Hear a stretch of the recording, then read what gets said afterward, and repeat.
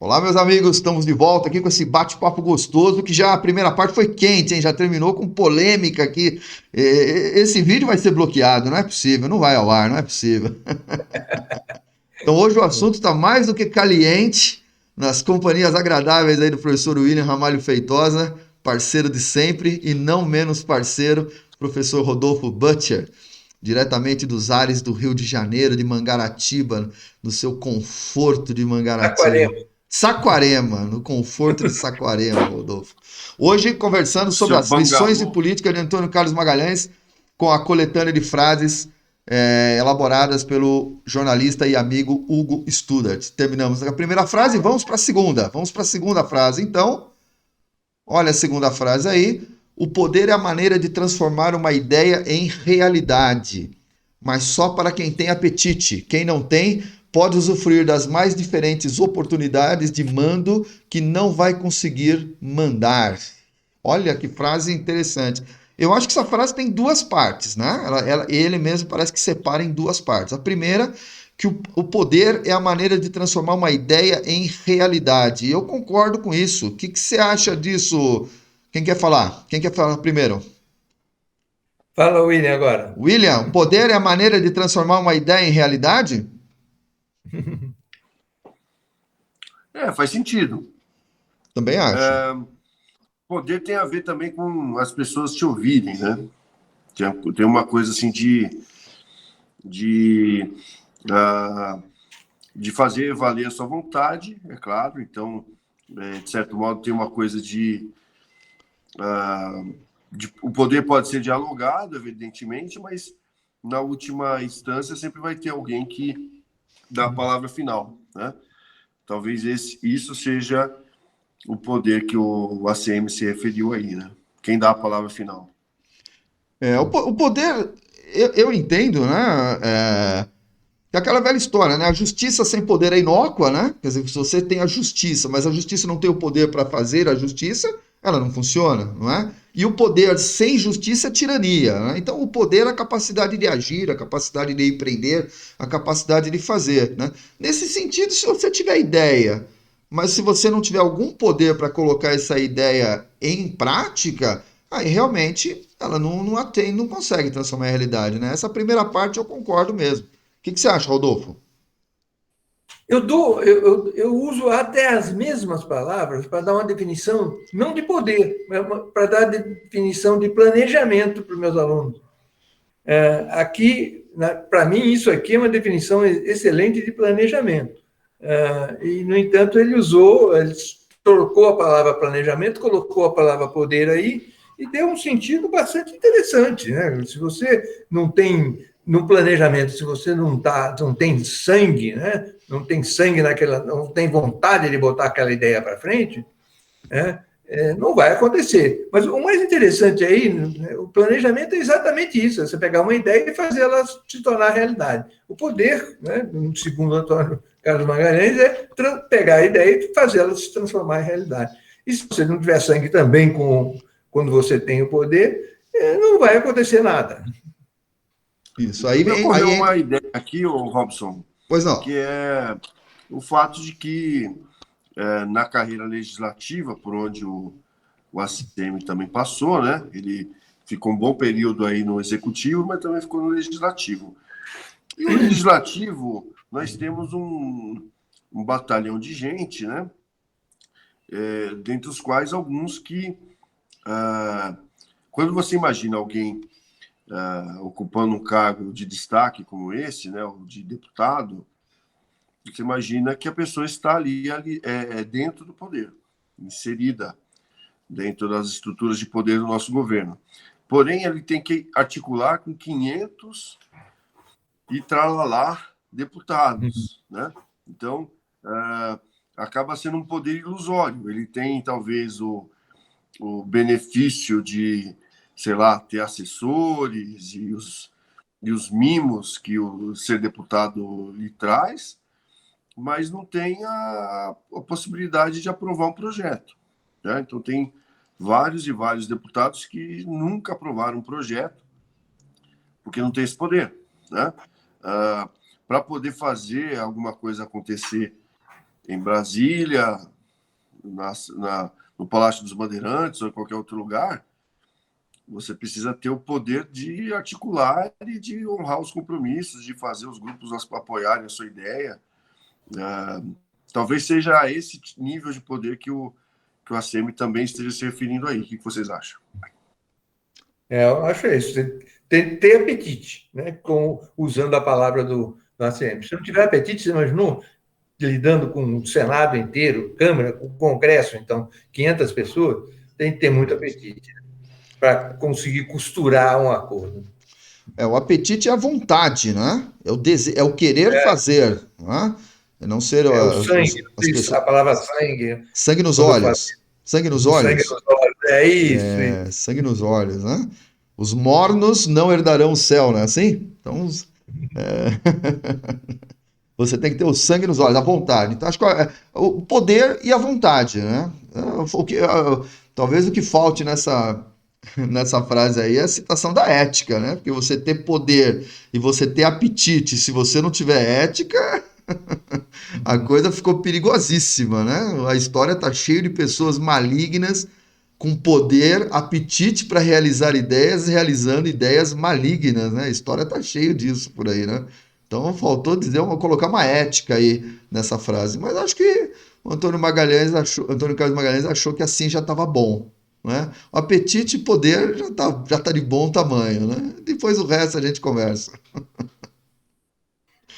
Mais algum comentário em cima, não? Não, acho que a gente pode ir para a terceira. Então vamos. Terceira frase da nossa coletânea aqui.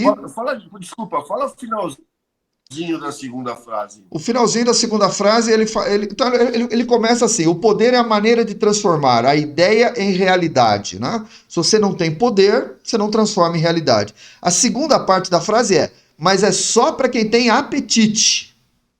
Quer dizer, não adianta você ter poder e se você não tiver o apetite. Aí ele fala: quem não tem pode usufruir das mais diferentes oportunidades de mando que não vai conseguir mandar. Então, a primeira frase é o poder para transformar uma ideia em realidade, mas ele diz que isso só funciona para quem tem gana, para quem tem apetite. Né? Eu e o Rodolfo aqui falamos de sangue nos olhos. Então, a segunda parte é essa, William. O que você acha? Só funciona para quem tem apetite mesmo? Você já viu pessoas com poder e ideias, mas o cara não foi em frente? Eu tenho certeza. Eu acho que há muito a carreira legislativa faz o cara ficar... na verdade, assim, de forma geral, o poder decisório, aí vale para a iniciativa privada, vale para o poder público, o poder decisório costuma ser bem diluído e o que é razoavelmente positivo em alguns casos, porque permite ponderação, permite fazer as coisas com comedimento, né? Por outro lado, também, quando alguém decide algo, ele assume um monte de riscos. E a tendência das pessoas é fugir dos riscos, né? Ninguém quer, ainda mais alguém que ocupa um cargo como esse, de deputado, cheio de mimos e o medo constante de, sei lá, ter alguma coisa na imprensa que possa comprometer os votos que o elegeu, né? Então, o cara se elege com uma base eleitoral tímida, e aí, quer dizer, uma notícia num veículo de mídia importante pode fazer com que ele perca. Hoje em dia, com redes sociais, os políticos estão fazendo todo tipo de macaquice para manter a base eleitoral, né? Então, tudo que eles não vão querer é mostrar mostrar uma ideia errada, mostrar que apoiam um projeto impopular, só vão ir na bola certa, o que vai fazer com que eles tenham medo de exercer o poder, né? Então, eu acho que tem muita gente com medo de fazer as transformações, de exercer o cargo da plenitude. Você acha que na política é melhor a omissão? Eu acho que sim. Você acha que na política a omissão é melhor que o erro, William? O que você acha? Não, acho que isso de forma geral. De forma geral. Um gerente de produção em uma empresa, se ele tem uma decisão atualmente arriscada, por exemplo, desenvolver um software ou contratar o software de uma empresa grande desenvolvedora que custa 10 vezes o preço. Provavelmente ele vai contratar o software da empresa grande, que, sei lá, a Petrobras contratou o software igual, mas custa 10 vezes o preço, justamente porque não quer correr o risco de desenvolver o software dentro de casa e pagar 1/10 do preço, mas correr o risco do software não ser entregue. Né? Isso é medo. Medo de perder o cargo pelas consequências da decisão. É isso mesmo. Conforme o William foi falando, eu fui lembrando de uma série de líderes que a gente vê, né, reais, que são líderes medrosos, né, e que acabam não fazendo nada. Não tem sangue nos olhos, né? E não tem, muitas vezes, ideia, talvez. Né? Alguma ideia para implantar. Às vezes eu costumo dizer assim, pessoas que agem, eu chamo o mínimo, agem pelo mínimo, né? Fazem pelo mínimo, né? Então, o que você quer que eu faça? Às vezes até alunos mesmo, né? Escreve 5 linhas sobre... Né? Você manda alguém escrever um texto, a primeira pergunta é quantas linhas o senhor quer, né? É o mínimo, né? Aí você fala, escreve 10 aí linhas. Aí o cara escreve 9 linhas, ele puxa, quando entrou na 10ª, ponto, acabou, né? Eu trabalho pelo mínimo para não correr risco de errar, né? Então, agir pelo mínimo, né? É uma decisão de menor risco, né? Esses caras não vão ser ACM. Né? Não vão. Para você não ser vão. um ACM, não você vão. tem que pôr a cara, né? Você tem que ir à luta. Isso. William, eu acho que essa frase do William, né, Rodolfo? Esses caras que agem pelo mínimo não serão ACM, com certeza. Né? A ACM não é um cara que agia pelo mínimo. Essa frase foi na mosca, não, Rodolfo? Foi tranquilo, perfeito. É isso aí. Definiu muito bem a personalidade do cara. O ACM era um cara que agia pelo máximo, aí, errando ou não errando, acertando, mas ele ia em frente. Aí. Isso é uma característica admirável aí. Não? Vamos em frente aí. Terceira frase. Frase longa aqui, hein? Frase longa. A arte da política consiste em saber dar a cada um o que ele espera de você. A arte da política consiste em saber dar para cada um o que ele espera de você. Então, identificar o que a pessoa espera e você entrega aquilo para a pessoa. Será que isso funciona com bases eleitorais, quando um político faz um levantamento, né, das demandas da base eleitoral, ou quando ele também molda o seu discurso, a sua fala, o conteúdo das suas falas a partir do que a base eleitoral espera dele? O que vocês acham? Depois tem o resto da frase, né? Aí ele complementa. Alguns querem proteção, um emprego, por exemplo, outros querem dinheiro, e há um terceiro tipo que busca o poder, o prestígio, até mesmo um simples carinho, né? O cara é o papagaio de político, né? O cara quer estar do lado, ele quer absorver fama do político, né? Coisa do tipo. Se você confundir as demandas, continua Antônio Carlos Magalhães, né? Se você confundir as demandas, oferecer dinheiro para quem quer carinho, ou poder a quem quer um emprego, arrumará um inimigo. Olha só. Então a frase do Antônio Carlos Magalhães é: a arte da política consiste em saber dar a cada um o que ele espera de você, e ele complementa. Se você der errado, né? Se você der o que não é o que a pessoa espera, você arrumou um inimigo aí. Vocês acham que isso vale para nossa vida também? O que você acha aí, Rodolfo? A melhor escola de liderança, certo? É a escola situacional. Essa daqui é uma frase, falta muito pouca coisa aí para chegar na liderança situacional. Verdade. Muito pouca coisa mesmo. Então, se você avalia errado o que a pessoa quer, muitas vezes você erra pela avaliação. Avaliou errado, dá a coisa errada, não vai funcionar mesmo. E eu, na minha vida de pouca liderança que eu tive, aconteceu exatamente isso. Avaliei errado, quebrei a cara. Na hora que eu avaliei certo e dei o que a pessoa necessitava, a coisa ia para frente e eu podia exercer a liderança com mais facilidade. É isso, William? O que você acha? Eu Temos que acho que avaliar o que as políticos, pessoas querem e dar o que elas esperam? É isso mesmo? de forma geral, na vida, é uma frase boa. Agora, quando a gente pensa que ele está falando sobre o trabalho do político, ele está se referindo a uma coisa que críticos chamam de clientelismo, né? Quer dizer, quem se aproxima de um político ou faz porque quer algo, e esse algo pode ser um cargo, né? Ou pode ser dinheiro, como ele falou. Aliás, esse dinheiro pode ser outras coisas, né? Também, Claro, não apenas dinheiro, mas pode ser, sei lá, Bolsa Família, pode ser claro. alguma coisa assim que... E aí também tem um aspecto aí de atacado e varejo, né? Quer dizer, com quem ele está falando exatamente isso, né? Então, clientelismo para a formação de uma base de apoio para um governo, né? O que é uma coisa meio... talvez não seja a coisa mais elogiável da política, né? Deixa eu fazer uma pergunta nesse sentido do que você está falando. Eu gostei muito dessa posição que você colocou. Mas deixa eu fazer uma pergunta. Então, como é que o político pode distinguir, William, também que eu ouvi depois a opinião do Rodolfo, né? A diferença entre o clientelismo e uma demanda ok da sociedade, uma demanda justa da sociedade, não é?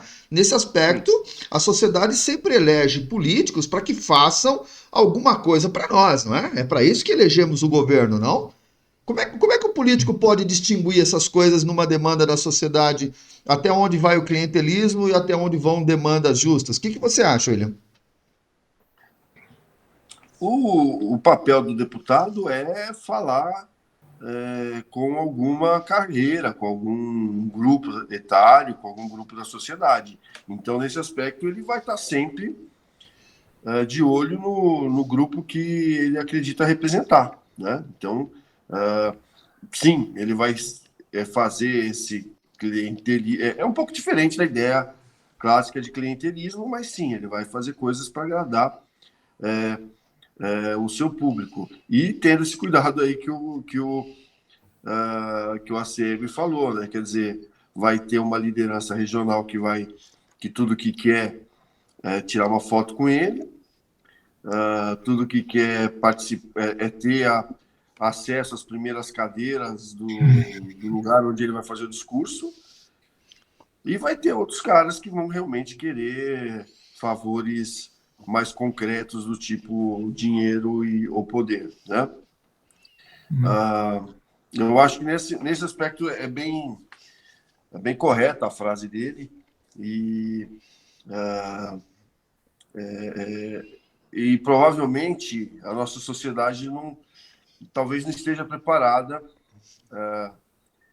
para um político de uma bandeira só, embora em alguns casos isso seja verdade, né?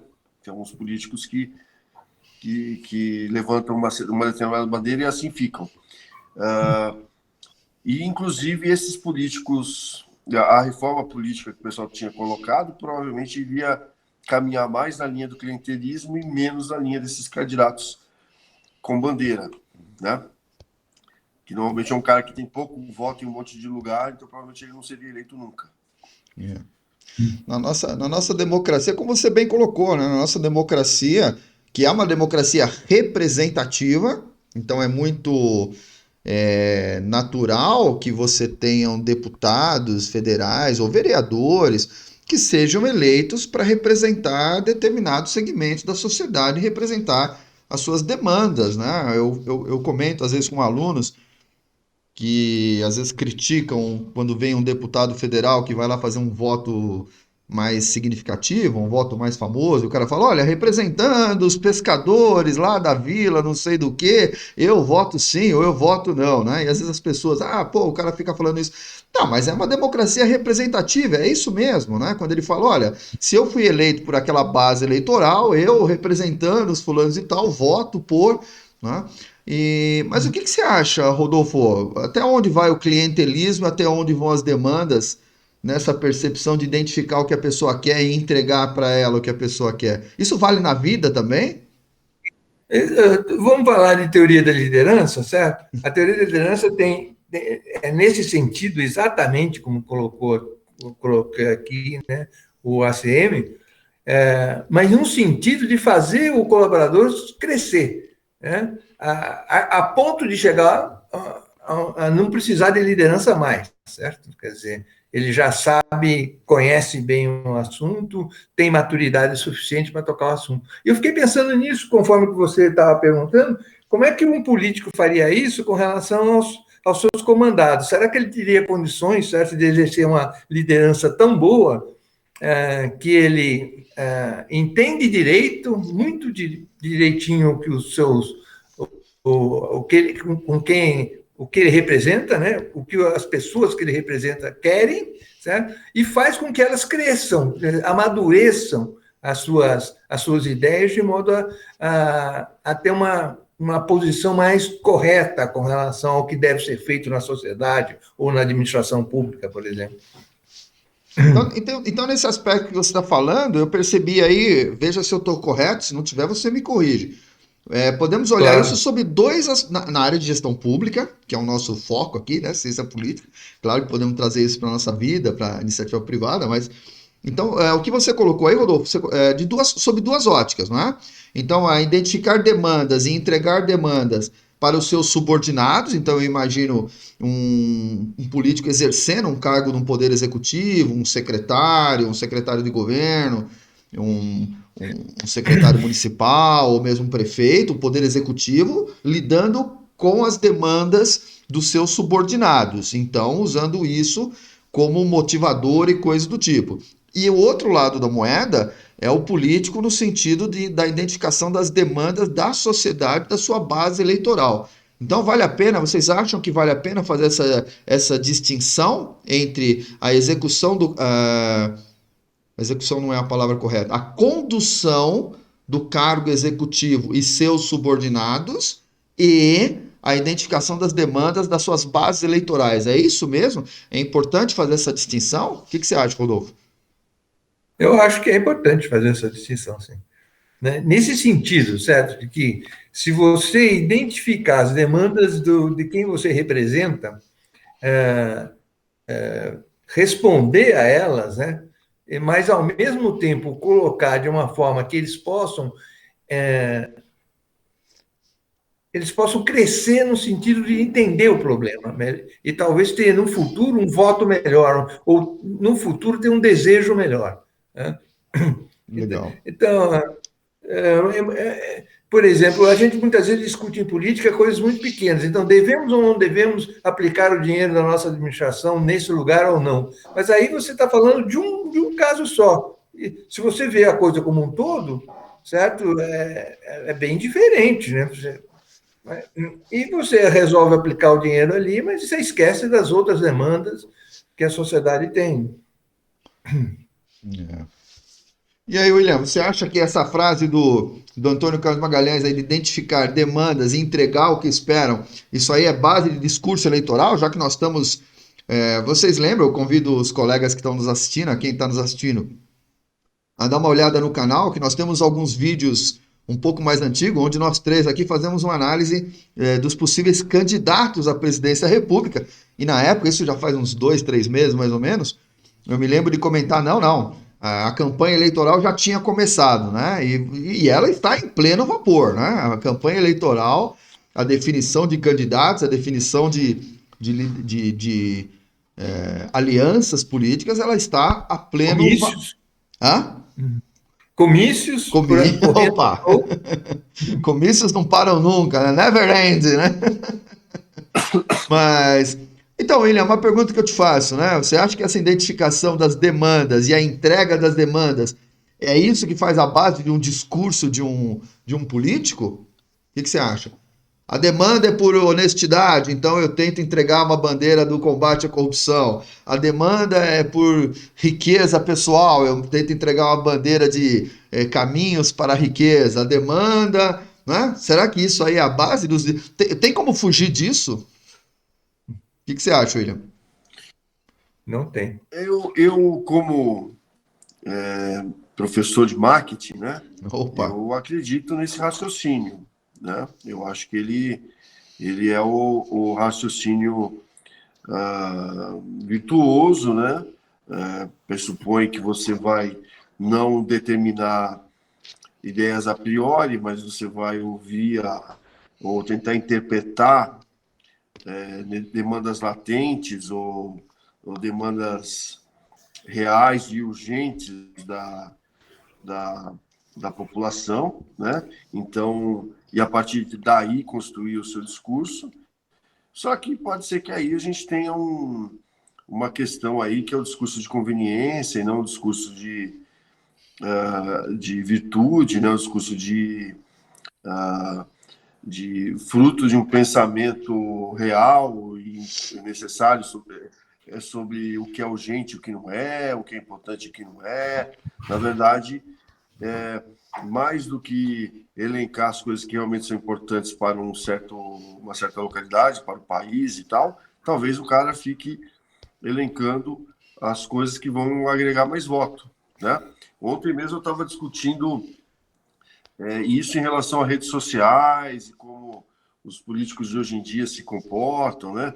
Quer dizer, às vezes os políticos levam esse pensamento a ferro e fogo e ficam girando factoides nas redes sociais, ao invés de pensar em sanar os problemas, né? Ou ainda, eles tentam sanar os problemas entre quatro paredes e em eventos públicos e para a imprensa, eles ficam falando os factoides, essas coisas que dão argumento para essas bases de apoio que eventualmente tenham, né? Seja qual for, né? Então, se um político é mais, talvez, ligado a uma categoria profissional, então ele sempre vai falar alguma frase de impacto para aquela categoria. Se o político é ligado a uma região, vai falar alguma frase de apoio, de impacto em relação à região. E, é claro, aí no dia a dia ele tem que pensar se vai abrir ou não concurso, se vai comprar mais ou menos papel higiênico, né? Ou seja, tomar as decisões mais comezinhas aí da administração, né? Não, mas isso que você estava falando, isso que você falou, concordo, William, e me traz algo que eu tenho pensado na área de política, na área das políticas públicas, né? Todos nós aqui, para quem está nos assistindo, nós temos um curso de Tecnologia e Gestão Pública aqui no Instituto Federal de São Paulo, formou a primeira turma agora, semana passada, então nós ficamos muito orgulhosos e todos que estão aqui no vídeo participaram da criação e da implantação desse curso. Foram o professor Rodolfo já se aposentou, mas era professor também titular do curso. Eu também fui professor, fui coordenador em certa época. O professor William mais do que titular, né, do curso. Ele ele é base, né, fundamental do curso aí de gestão pública. Então essas conversas nós temos com os alunos. E um dos pontos que eu tenho pensado, William, que vai ao encontro do que você está falando, né, concordando contigo, é a importância de um documento que nós não damos importância. Existe um documento que é muito importante, ao meu modo de ver, que talvez deveria ter até uma importância até jurídica, que é o programa de governo. Não é? Então, quando você vai ter uma campanha eleitoral, os partidos fazem os seus planos de governo para presidente, para governador, para prefeito. Nós já tivemos casos quase cômicos de candidatos que copiaram e colaram e no meio do programa de governo dele tinha frases de outro partido, né? Virou notícia isso, literalmente o cara copiou e colou, porque ele é obrigado a entregar isso na justiça eleitoral, mas é um documento que acaba ficando, e depois se a pessoa se elege, aquilo fica lá, e de vez em quando ele faz alguma coisa. Poxa, eu entendo que o plano de governo é um compromisso do candidato, quer dizer, ele deveria ser passível até de impeachment. Olha, você se comprometeu a fazer isso, se você não demonstrar que você não fez por algum motivo, por alguma circunstância política, social, econômica, uma pandemia, como nós estamos vivendo, né? Mas o político é um compromisso de eleição, né? Quando ele é eleito no poder, principalmente no executivo, é claro, quando ele é eleito, o plano de governo dele é a sua proposta, é o candidato e o plano de governo. Né? Se o cara não cumpre o plano de governo, deveria ser, uma fraude eleitoral, né? Pelo menos eu tenho isso na minha visão, né? E nós não nos preocupamos muito, né? Raramente nós vamos em debate, por exemplo, pegar planos de governo e de vez em quando um item, outro item, liberdade de imprensa, controle da comunicação e coisas do tipo, são itens que às vezes se traz à baila. Mas não, né? Ali no plano de governo é que eu entendo que deveriam estar as demandas que o político identificou e ele deveria então tentar atender, né? Para usar a frase aí do Antônio Carlos Magalhães, de identificar demandas e atendimento de demandas, né? Vocês não acham que o plano de governo deveria ir nesse caminho? O que você acha, Rodolfo? Deixa eu só fazer um Eu aviso acho. antes de você falar, Rodolfo, que eu vi aqui no vídeo que eu tô bebendo isso daqui e erroneamente tem uma aparência aqui de uísque, né? Não, isso aqui é suco de... Guaraná. Não, não é Guaraná também, é suco de uva, é suco de uva, só que suco de uva branca. E isso que vocês estão vendo aqui dentro não é gelo, é maçã. Bom, são pedacinhos de Ah, maçã aqui. Então, senão alguém no vídeo vai estar olhando aí, né? E esse copo aí, né? Um copo típico de uísque, né? Com a cor do uísque. Eu olhei aqui, eu falei, pô, o pessoal vai achar que eu tô tomando uísque aqui, né? Bom, até poderia estar, né? Não haveria, não vejo também tantos problemas com isso. Mas de qualquer forma, não. Isso aqui é suco de uva, tá bom? E aí, Rodolfo, o plano de governo, ele deveria ter aí mais importância ou não? Eu estou exagerando? não, devia ter bastante importância. E eu concordo com você. Se o cara não fez um esforço para seguir o plano de governo dele, ele poderia até, inclusive, ser cassado. Mas eu me lembrei de uma história. Vou contar um caos Conte um caos, Rodolfo. referente a essa, bem ligado a essa frase. Eu era gerente de relações sindicais de uma empresa da área de serviços. E não é muito comum ter greve na área de serviços, né? Mas o pessoal estava muito chateado com a empresa e estava afim de fazer greve, não tinha jeito. Então, era uma demanda do pessoal. E a liderança sabia que não tinha clima para fazer greve, era véspera da eleição, ia dar problema, não era bom, né? Então, toda a liderança ia lá e encaminhava contra a greve. Isso durante a Assembleia mesmo. E a outra ia também encaminhava. Tinha uma ou outra vainha quando o cara falava e tal. Até que 10 caras encaminharam contra a greve, aí o cara foi lá em cima e só falou assim: vamos fazer greve amanhã. A Assembleia aprovou imediatamente a proposta e acabou. Quer dizer, não tinha como fugir daquilo. Então, tem situações em que a liderança também, sabe, tem de falar: olha, os caras querem isso e acabou. Não é adequado, a greve não vai dar certo, mas eles precisam aprender. Rodolfo, Vai você dar me certo, traz. que não deu. Gostei muito disso que você falou. Eu queria fazer uma pergunta, eu queria colocar uma posição para vocês aí, em cima disso que você falou, né? É, como que um político pode trabalhar? Nós tivemos um exemplo, vocês vão entender o exemplo que eu vou dar já já. Mas como é que um político pode trabalhar com demandas que ele acredita serem importantes quando essas demandas não são populares, né? Não tem a base. Ele está entregando para as pessoas algo que não é demanda delas. Exemplo, a reforma da Previdência, né? A reforma da Previdência, tá certo? Então, Difícil, difícil. o que vocês Muito. acham aí? É sempre mais difícil, não, William? O que você acha? Entregar algo que não é demanda. É mais difícil, não é? Nesse caso, Inclusive porque as pessoas podem, inclusive, nem estarem preparadas ainda para verem valor naquilo, né? As pessoas votam com base numa ideia pré-concebida do valor, né? E, e os políticos precisam pensar sobre o futuro, sobre coisas que vão ser importantes daqui a 5, 10 anos, muitas vezes depois do período de mandato, né? Então, para o político em campanha, isso é terrível, porque o cara ele precisa alocar recursos já de uma coisa que vai ficar pronta daqui a X anos, né? Recentemente, nós tivemos algumas discussões nessa direção em relação à transposição do Rio São Francisco, né? Ela foi entregue. Aliás, eu nem sei dizer se ela foi entregue na sua totalidade em volume pleno, mas Acho que ainda não. partes foram entregues, né? Então, se a gente lembrar que a concepção inicial veio lá do Dom Pedro II e teve alguns outros momentos de tentativa e retomada, e depois começou no Lula, e percorreu todo esse período até chegar a esse instante. Até o Alckmin se envolveu lá com uma questão de bombas, né, que seriam mandadas para cima e para baixo, e agora entregue no governo alguns trechos, enfim, como eu disse, eu não sei se está tudo, no governo Bolsonaro. E aí, quem é o dono? Quem é o dono? Provavelmente em cada período desse teve um número de gente reclamando e falando mal, e é uma obra colossal, né? Uma obra enorme.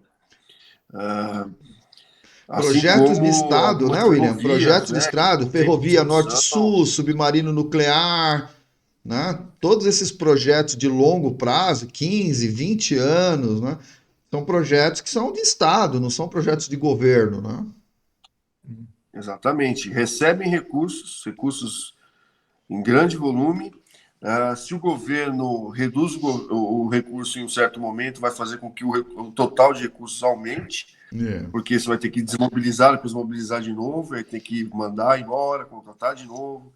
Os caras pedem repactação dos valores do contrato, o contrato só vai aumentando. E, ao mesmo tempo, a obra não termina, fica lá o esqueleto, né? A gente está cheio, o que mais tem no Brasil inteiro é esqueleto de obra.